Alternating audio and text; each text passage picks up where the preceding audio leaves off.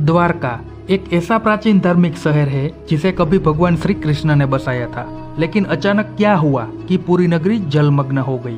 समुद्र के गहराई में इसके अवशेष आज भी मौजूद है।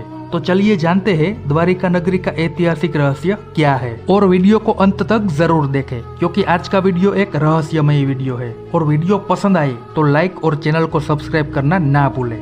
तो चलिए दोस्तों, मैं हूं आपका दोस्त अंकित और द रहस्यमय रेडियो में आपका स्वागत है।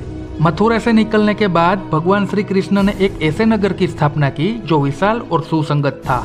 इस नगर का नाम था द्वारिका नगरी। लेकिन श्री कृष्ण की मृत्यु के बाद ये खूबसूरत नगरी समुद्र में डूब गई। रिसर्च के मुताबिक खुदाई में मिली द्वारका नगरी की कहानी 9000 साल पुरानी है। ये शहर उन प्राचीन विकसित सभ्यताओं से जुड़ा है जिसका निर्माण तब हुआ था जब यहाँ कोई दूसरा विकसित शहर नहीं था। ये भारत का सबसे विकसित राज्य हुआ करता था जो हूबहू आज के आधुनिक शहर जैसा ही था। पौराणिक समय में कई ऐसी कहानियां हैं जिन्हें आज हम महज एक मिथ्य ही मानते हैं, लेकिन सच तो ये है कि धरती के विकास के साथ ही ये सभ्यताएं और पौराणिक इतिहास हमेशा के लिए समुद्र की गहराइयों में दफन हो गया, जिन्हें लेकर आज भी खोज जारी है। समुद्र की गर्त में खोज करने पर कुछ ऐसे साक्ष्य मिले हैं जो इन पौराणिक कथाओं को सच साबित करते हैं। इन्हीं में से एक है द्वारिका नगरी का रहस्य। हिमयुग की समाप्ति से नष्ट हुई द्वारका नगरी।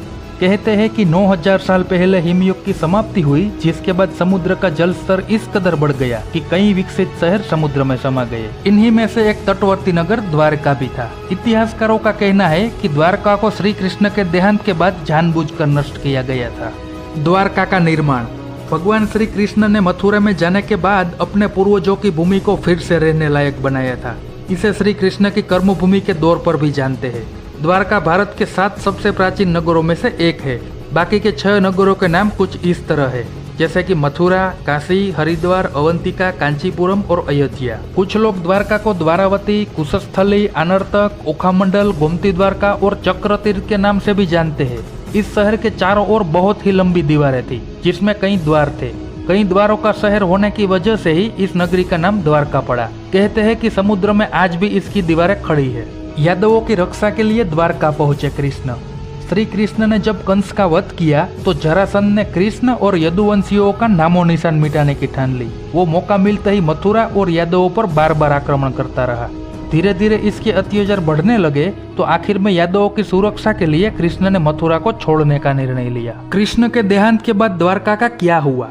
कृष्ण अपने 18 नए कुल बंधुओं के साथ द्वारका आ गए। यहाँ सब लोग आराम से रहने लगे। समय बीतता गया और 36 साल तक राज करने के बाद श्री कृष्ण का देहांत हो गया। ये वो दौर था जब यादव लोग आपस में भयंकर तरीके से लड़ रहे थे। इसके अलावा जरासंध और यवन लोग भी उनके घोर दुश्मन थे। ऐसे में द्वारका पर समुद्रों और आसमान से आक्रमण किया गया। कहते हैं कि कृष्ण जी की मृत्यु के बाद उनके पौत्र व्रजनभ द्वारका के यदुवंश के अंतिम शासक थे, जो यादवों की आपसी लड़ाई में बच गए थे। द्वारका के समुद्र में डूबने पर अर्जुन, व्रज और शेष बची यादव महिलाओं को हस्तिनापुर ले गए और उनके जाने के बाद द्वारका नगरी समुद्र में डूब गई। अब ऐसे में सवाल एक ये उठता है कि आखिर पूरी की पूरी नगरी समुद्र में क्यों और कैसे समा गई? द्वारिका नगरी के नष्ट होने पर मत। अब सवाल ये उठता है कि भला कोई कैसे इतने बड़े शहर के अस्तित्व को खत्म कर सकता है? कोई कहता है कि यह किसी प्राकृतिक घटना का काम हो सकता है, तो किसी का कहना है कि इसे एलियंस ने नष्ट कर दिया होगा। जब इसके नष्ट होने का कोई पुख्ता सबूत नहीं मिले तो वैज्ञानिकों ने इस राज से पर्दा उठाने के लिए समुद्र के गहराइयों को टटोलना चाहा। इस दौरान खोजकर्ताओं को समुद्र के सैकड़ों फीट नीचे कुछ ऐसे अवशेष मिले जिन्होंने सबको चौंका दिया। समुद्र में मिले अवशेष। द्वारका के समुद्री अवशेषों पर सबसे पहली नजर भारतीय वायुसेना के पायलटों की पड़ी, जो समुद्र के ऊपर से उड़ान भर रहे थे। उसके बाद ही 1970 को जामनगर के गजेठिया में इनका उल्लेख किया गया। इसके पहले लोगों का कहना था कि द्वारका नगरी एक काल्पनिक नगर है, लेकिन इस कल्पना को आर्कियोलॉजिस्ट प्रोफेसर SR राव ने सच साबित कर दिया। दरअसल प्रोफेसर राव और उनकी टीम ने 1970 को समुद्र में 600 मीटर लंबी द्वारका की दीवार की खोज की, जहां उन्हें पौराणिक समय के कुछ बर्तन भी मिले जो 1528 ईसा पूर्व से 3000 ईसा पूर्व के थे। इसके अलावा सिंधु घाटी सभ्यता के भी कई अवशेष मिले। इस खोज के दौरान प्रोफेसर राव ने कई रहस्यों से पर्दा उठाया। नौसेना और पुरातत्व विभाग की संयुक्त खोज।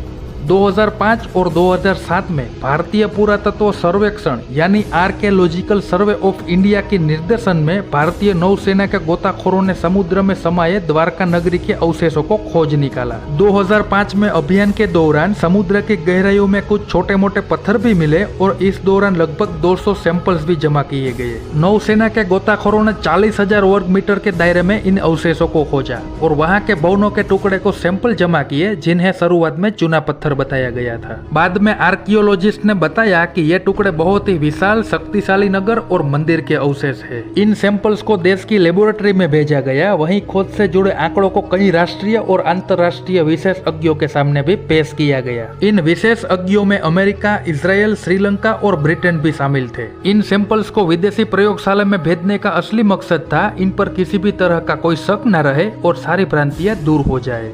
द्वारका पर रिसर्च।